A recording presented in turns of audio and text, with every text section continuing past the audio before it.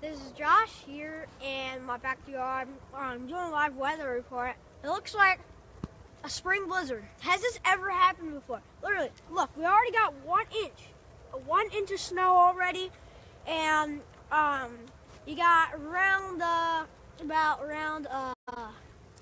1 foot, they said, 20 inches to 12 to 20 inches that around coming? here in Mount Airy. Tomorrow? It's gonna be snowing Tuesday into Wednesday. So if you're not ready for the snow, get ready, please. And just get ready because it's gonna be a really bad snowstorm heading into spring.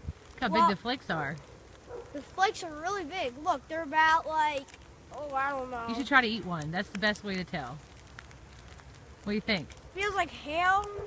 I just caught one, but it feels like hail with like water. Who gave you that fancy snow stick? Justin Burke. Yes, he did. Well, let's end Got this it video. straight from Justin Burke himself. End this video. Oh, did you just peg me with the snowball, you turkey? Do it again. Oh.